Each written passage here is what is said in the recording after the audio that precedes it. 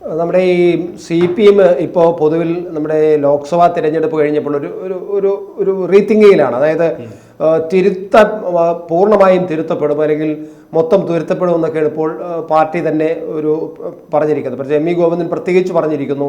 അദ്ദേഹം പറയുന്ന കാര്യങ്ങൾ ചിലപ്പോൾ ഒരുപക്ഷെ അദ്ദേഹം പറഞ്ഞിരുന്ന പാർട്ടിയിലേക്ക് വരുന്നവരെല്ലാം പണം ഉണ്ടാക്കാൻ വേണ്ടി വരുന്നു, അവർ പെട്ടെന്ന് പണം ഉണ്ടാക്കണമെന്ന് മാത്രമാണ് ആഗ്രഹം എന്നൊക്കെ പറയുന്നുണ്ട്. പിന്നെ ഒരുപാട് കാര്യങ്ങൾ അദ്ദേഹം ഇപ്പോൾ പറയുന്നുണ്ട്, ക്ഷേത്ര കാര്യങ്ങളിൽ കൂടുതൽ ഇടപെടണമെന്ന് പറയുന്നുണ്ട്. അങ്ങനെ പൊതുവിൽ പാർട്ടിയിൽ സംഘടനാപരമായിട്ട് പോലും തിരുത്തൽ വേണമെന്നാണ് പറഞ്ഞുകൊണ്ടിരിക്കുന്നത്. ആ തിരുത്തൽ പ്രക്രിയ ഇപ്പോൾ തുടങ്ങിയതല്ല ഈ CPM-നെ സംബന്ധിച്ചിടത്തോളം. എനിക്ക് തോന്നുന്നു 1996 PB-യിൽ ആദ്യമായിട്ട് രേഖ അവതരിപ്പിക്കുന്നുണ്ട്, തിരുത്തൽ രേഖ അവതരിപ്പിക്കുന്നുണ്ട്, തെറ്റുതിരുത്തൽ രേഖ അവതരിപ്പിക്കുന്നുണ്ട്. അതിനുശേഷം വരുന്ന എല്ലാ പാർട്ടി കോൺഗ്രസ്സുകളിലും ചർച്ച ചെയ്തുകൊണ്ടുണ്ട്. പാലക്കാട് പാർട്ടി കോൺഗ്രസ്സിൽ ആ ചർച്ച നടന്നതാണ്. പക്ഷേ എന്തുകൊണ്ടോ എവിടെയൊക്കെയോ തിരുത്തപ്പെടാതെ, തിരുത്താൻ പറ്റാതെ, തിരുത്തിയാൽ തന്നെ അത് പൂർണ്ണമാകാതെ പോവുകയും ഇപ്പോൾ ലോക്സഭാ തിരഞ്ഞെടുപ്പിൽ പരിപൂർണമായിട്ട് അത് വലിയൊരു പരാജയത്തിന്, വളരെ ഗുരുതരമായ പരാജയത്തിലെത്തുകയും പാർട്ടി ചെയ്തിരിക്കുന്നു. എന്താണ് താങ്കൾക്ക് ഈ തിരുത്തൽ അങ്ങോട്ട് ഈ പ്രക്രിയ എത്രമാത്രം സുഗമമായി നടക്കും, എത്രമാത്രം കാര്യമായി നടക്കും? അല്ല, തിരുത്തൽ പ്രക്രിയ എന്ന് പറയുന്നത് കമ്മ്യൂണിസ്റ്റ് പാർട്ടിയുടെ ഒരു ഓർഗനൈസേഷനിലുള്ളൊരു ടേമാണ്. മീൻസ് അത് ഓരോ കമ്മിറ്റികളിലും അതുണ്ട്. പക്ഷെ പ്രത്യേകം തിരുത്തൽ പ്രക്രിയ തുടങ്ങിയത് 1996 എൻ്റെ ഓർമ്മ. അന്ന് PB അംഗീകരിച്ചൊരു രേഖയുണ്ട്, റെക്ടിഫിക്കേഷൻ ക്യാമ്പയിൻ ഓഫ് CPIM എന്നുള്ളതാണ് ആ രേഖയുടെ ഒരു തലവാചകം. റെക്ടിഫിക്കേഷൻ എന്ന് പറയുന്നത് അടിമുടി, ഫ്രം ടോപ്പ് ടു ബോട്ടം എന്നാണ് അതിൽ പറയുന്ന വാചകം.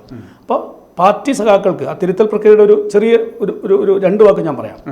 പാർട്ടി കമ്മിറ്റികളിൽ മുകൾ തട്ട് തൊട്ട് താഴെ ബ്രാഞ്ച് കമ്മിറ്റി വരെ ആ PB അംഗങ്ങളായിട്ടുള്ള ആളുകൾ സ്വയം തെറ്റുതിരുത്താൻ ആദ്യം തയ്യാറാവണം. കമ്മിറ്റിക്കകത്തുള്ള ഇതാണ് ഞാൻ പറയുന്നത്. സ്വയം തെറ്റുതിരുത്തുകയും തിരുത്താൻ ശ്രമിക്കുകയും തന്നിലുള്ള തെറ്റുകൾ സ്വയം ബോധ്യപ്പെട്ട് കമ്മിറ്റിയിൽ ഒരു സ്വയം വിമർശനം നടത്തുകയും അത് തിരുത്താൻ ഞാൻ തയ്യാറാണെന്ന് അവതരിപ്പിക്കുകയും ചെയ്യുന്ന ഒരു രീതിയാണ് തെറ്റുതിരുത്തൽ ക്യാമ്പയിൻ എന്ന് പറയുന്ന ഒരു ചുരുക്കം. അത് മുതൽ മേൽത്തട്ട് മുതൽ താഴെ വരെ, അടി മുതൽ മുടി വരെ എന്ന് പറഞ്ഞതുപോലെ അത് ബ്രാഞ്ച് കമ്മിറ്റി അംഗങ്ങൾ മുതൽ അങ്ങനെ തിരുത്താൻ തയ്യാറായി വരണം എന്നാണ് പാർട്ടി വിഭാവനം ചെയ്തത്.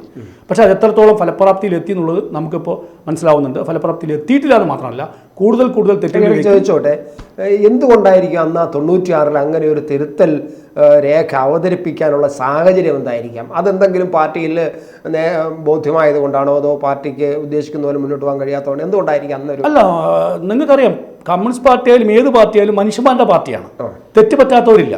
ഇപ്പോൾ ലെനിൻ്റെ ഒരു വാചകമുണ്ട്, വളരെ ആഗോള പ്രശസ്തിയായിട്ടൊരു വാചകമാണ്. തെറ്റ് പറ്റാത്ത 2 ആളുകളേ ഉള്ളൂ, ഒന്ന് ഗർഭസ്ഥ ശിശുവും മറ്റൊന്ന് മൃതശരീരവും. പ്രവർത്തിക്കുന്ന മനുഷ്യർക്ക് തെറ്റുപറ്റും. അപ്പം തെറ്റ് പറ്റിയാൽ സ്വയം തിരുത്താനുള്ള മനസ്സുണ്ടാവുക ഒരു കമ്മ്യൂണിസ്റ്റുകാരൻ്റെ ഉത്തരവാദിത്വമാണ്, കടമയാണ്. ആ കടമ നിർവഹിക്കുകയും ആ ഉത്തരവാദിത്വം നിർവഹിക്കുകയും ചെയ്യുന്ന ഒരാൾക്ക് മാത്രമേ കമ്മ്യൂണിസ്റ്റ് പാർട്ടി പ്രവർത്തിക്കാൻ കഴിയുള്ളൂ. അതാണ് കമ്മ്യൂണിസ്റ്റ് പാർട്ടി. അത് എല്ലാവർക്കും തെറ്റുപറ്റും. ആ തെറ്റ് തിരുത്താൻ തയ്യാറാവുന്ന ആൾ ഒരു ഉത്തമനായിട്ടുള്ള കമ്മ്യൂണിസ്റ്റ് അംഗമായി മാറും. അതാണ് ആ പാർട്ടി വിഭാവനം ചെയ്യുന്നത്. അപ്പോൾ അങ്ങനെ ആകുമ്പോൾ നമ്മൾ ഇപ്പോഴത്തെ തിരുത്തലിലേക്ക് വരാം. എങ്ങനെയായിരിക്കും നമ്മൾ ഇപ്പോൾ അത് ഇവിടെ എത്തി നിൽക്കുന്നത്? ഇപ്പോൾ അടിമുടി മാറണമെന്നൊരു 96 തീരുമാനിക്കുകയും രേഖ അവതരിപ്പിക്കുകയും പാർട്ടി ഘടകങ്ങളിലെല്ലാം വളരെ ചിട്ടയായ രീതിയിൽ റിപ്പോർട്ട് ചെയ്യപ്പെടുകയും ചർച്ച ചെയ്യപ്പെടുകയും ചെയ്തിട്ട് പോലും എന്തുകൊണ്ട് ഇത് പിഴയ്ക്കുന്നു? അല്ല, പിഴച്ചു എന്നുള്ളത് പൂർണ്ണമായിട്ട് ബോധ്യമായല്ലോ. കാരണം കമ്മ്യൂണിസ്റ്റ് പാർട്ടിയിൽ വരുന്ന കുറേ ആളുകൾ ചില അജണ്ടകളായിട്ട് വരുന്നുണ്ട്. അവരുടെ വ്യക്തിപരമായ അജണ്ട നിർവഹിക്കാൻ മാത്രം ഈ പാർട്ടി ഉപയോഗപ്പെടുത്തുന്ന ഒരു രീതി സർവാത്മന കണ്ടുവരുന്നുണ്ട്. അത് പാർട്ടിക്ക് ബോധ്യമായിട്ടുണ്ട്. അതിൻ്റെ ഭാഗമായിട്ട് ഇപ്പോൾ തെരഞ്ഞെടുപ്പിൻ്റെ ഒരു ക്യാമ്പയിൻ തുടങ്ങിയ സമയത്ത് നിങ്ങൾക്കറിയാം, കഴിഞ്ഞ 1.5 കൊല്ലം മുമ്പ് ഒരു പാർട്ടിയും തെരഞ്ഞെടുപ്പ് ബൂത്ത് കമ്മിറ്റി ഉണ്ടാക്കിയിട്ടില്ല, തെരഞ്ഞെടുപ്പ് മണ്ഡലം കമ്മിറ്റി ഉണ്ടാക്കിയില്ല. CPM-ൻ്റെ സംഘടനാ രീതി മണ്ഡലം കമ്മിറ്റി അല്ല. CPM-ൻ്റെ സംഘടനാ രീതി ജില്ലാ committee, area committee, local committee, branch committee. ഇതാണ് CPM-ൻ്റെ സംഘടനാ രീതി. പക്ഷേ അതും തെരഞ്ഞെടുപ്പാകുമ്പോൾ അത് മണ്ഡലം കമ്മിറ്റിയായി മാറും, നിയമസഭാ മണ്ഡലം കമ്മിറ്റിയായി മാറും, അതുപോലെ തന്നെ താഴെ പഞ്ചായത്ത് കമ്മിറ്റികളായി മാറും. അത് രൂപീകരിച്ചിട്ട് 1.5 വർഷമായി. ഈ 1.5 വർഷം കൊണ്ട് CPM ഈ മണ്ഡലം കമ്മിറ്റിയും ബൂത്ത് കമ്മിറ്റിയും പഞ്ചായത്ത് കമ്മിറ്റിയും പ്രവർത്തിച്ചുകൊണ്ടിരിക്കുകയാണ്. തെരഞ്ഞെടുപ്പ് പ്രവർത്തനമാണത്. അപ്പോൾ ഈ 1.5 വർഷം കൊണ്ട് ജനങ്ങൾക്കിടയിലാണ് CPM-ൻ്റെ പ്രവർത്തകർ. പക്ഷെ എന്താ റിസൾട്ട്? 19 സീറ്റും പോയി. അപ്പോൾ അതിൻ്റെ അർത്ഥം ജനങ്ങളും മോരും മുതലയും പോലെയാണ്. ജനങ്ങളും CPM തമ്മിൽ ഒരുപാട് ദൂരമായി കഴിഞ്ഞു. അതിനെ തിരിച്ചു കൊണ്ടുവരണമെങ്കിൽ, ജനങ്ങളുടെ മനസ്സിലേക്ക് CPM വരണമെങ്കിൽ സ്വയം തിരുത്തിയെന്ന് ജനങ്ങൾക്ക് ബോധ്യമാവുന്ന രൂപത്തിലുള്ള തിരുത്തി വരണം. അത് കമ്മ്യൂണിസ്റ്റ് പാർട്ടി ഓഫ് ഇന്ത്യ മാർക്സിസ്റ്റിന്റെ കേന്ദ്ര കമ്മിറ്റി അംഗീകരിച്ച ഇപ്പോൾ പുതിയ രേഖയിൽ പറയുന്നത് from top to bottom arrogance of the party members from the top to bottom was the main reason of this failure. അപ്പോൾ അതിൻ്റെ യഥാർത്ഥ കാരണം കണ്ടെത്തി. അതിനി കാരണം കണ്ടെത്തിയിട്ട് അതിന് മരുന്ന് കണ്ടുപിടിച്ച് അതിനെ പരിഹരിക്കാൻ വേണ്ടിയുള്ള ശുശ്രൂഷ നടത്തേണ്ടത് ആരാ? താഴെ ഘടകങ്ങളാണ്. അതിലെത്രത്തോളം സത്യസന്ധമായി തിരുത്തൽ നടത്തുന്നുവോ, സത്യസന്ധമായി ശുശ്രൂഷ നടത്തുന്നുവോ അവിടെ മാത്രമേ വിജയിക്കാൻ പറ്റുള്ളൂ. പക്ഷെ അതിപ്പോൾ ഈ ബോട്ടമിൽ മാത്രമേ ഈ പറയുന്ന ശുശ്രൂഷ നടക്കുകയുള്ളൂ. ഫ്രം ടോപ്പ് ടു ബോട്ടം എന്നാണ് പറയുന്നത്. തീർച്ചയായിട്ടും ടോപ്പിൽ എത്തുമോ? ടോപ്പിലെത്താൻ കഴിയുമോ എന്നുള്ളതാണ്. ടോപ്പിലെത്താൻ കഴിയണം. അല്ലെങ്കിൽ ഈ പാർട്ടിയുടെ പിന്നെ അവസ്ഥ വളരെ മോശമായിരിക്കും. കാരണം ഞാനൊക്കെ ഈ പാർട്ടി ഉയർന്നു വരണം, വിജയിക്കണം, അല്ലെങ്കിൽ പാർട്ടി ജനങ്ങൾ കൂടുതൽ ശക്തമാവണം എന്ന് ആഗ്രഹിക്കുന്ന ആളുകളിൽ പെട്ട ആളാണ് ഞാനൊക്കെ. പക്ഷേ നിങ്ങൾക്കറിയാം, ഈ തെരഞ്ഞെടുപ്പ് ഒരു കേവലം തോൽവി മാത്രമല്ല. കഴിഞ്ഞ തെരഞ്ഞെടുപ്പിൽ 19 സീറ്റ് പോയി.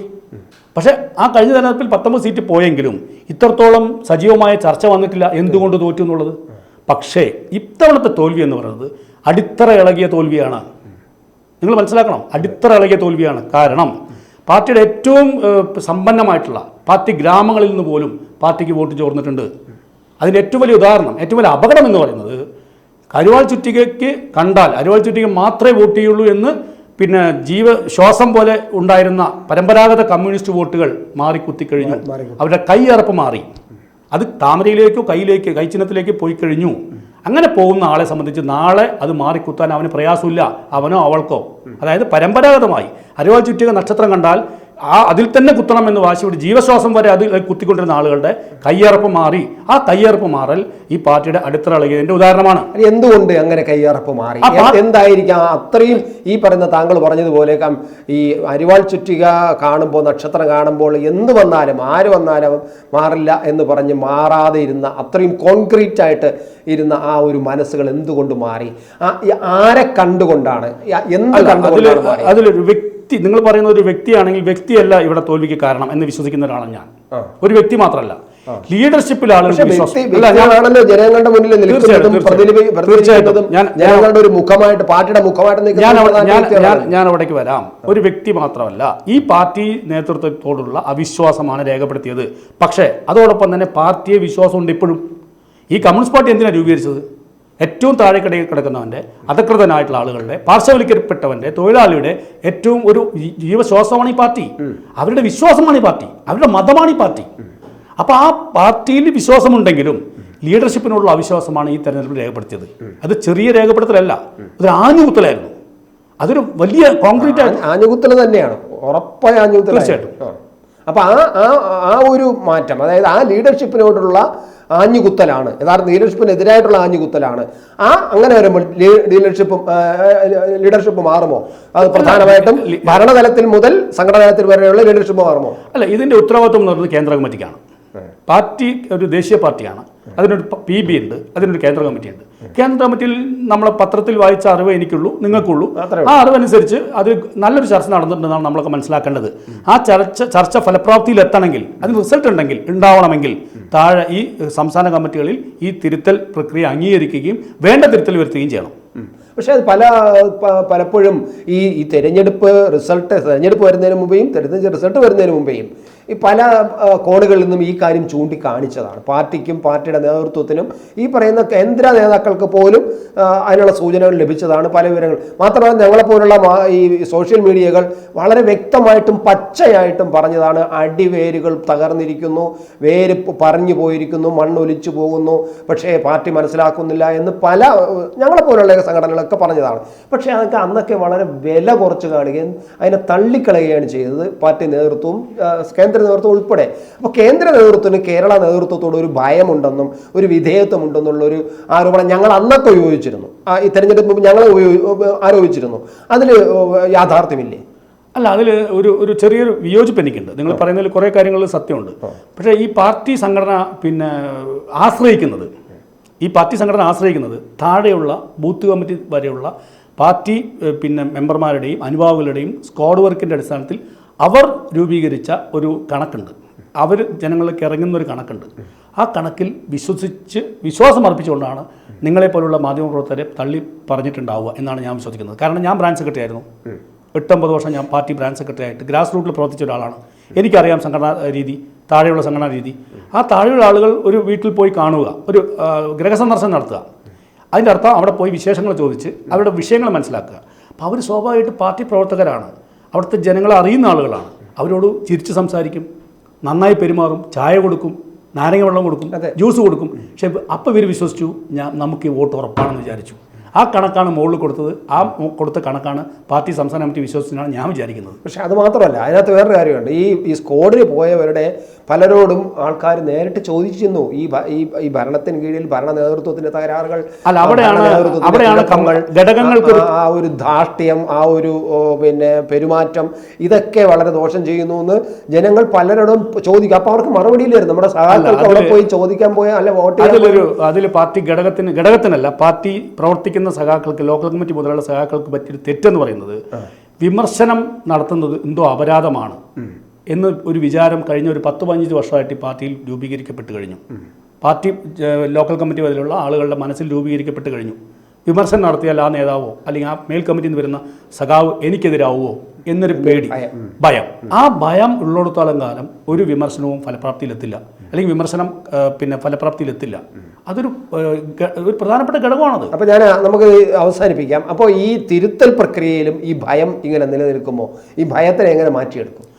ഈ ഭയം മാറ്റിയാൽ മാത്രമേ കമ്മ്യൂണിസ്റ്റ് പാർട്ടിക്ക് ഇനി പ്രവർത്തിക്കാൻ കഴിയുള്ളൂ. എടുക്കാൻ പറ്റുമോ ഈ തിരുത്തൽ പ്രക്രിയ? പറ്റുമെന്നാണ് ഞാൻ വിശ്വസിക്കുന്നത്. കാരണം അതിൽ സംഘടിതമായിട്ടുള്ള സംഘടനാശേഷിയുള്ള കേന്ദ്ര കമ്മിറ്റി ഫലപ്രദമായി ഇടപെട്ടാൽ മാത്രമേ ഈ പ്രക്രിയ, തിരുത്തൽ പ്രക്രിയ പൂർണ്ണമാവുകയുള്ളൂ. പക്ഷെ ഞാൻ നേരത്തെ പറഞ്ഞ ആ വിധേയത്വം ഇപ്പോഴും നിലനിൽക്കുന്നുണ്ട് എന്നുള്ളതുകൊണ്ട് ഈ ഭയവും ഈ വിധേയത്വവും ഇങ്ങനെ മാറാൻ കഴിയുമോ? എന്തായാലും നമുക്ക് മാറിയേ പറ്റൂ.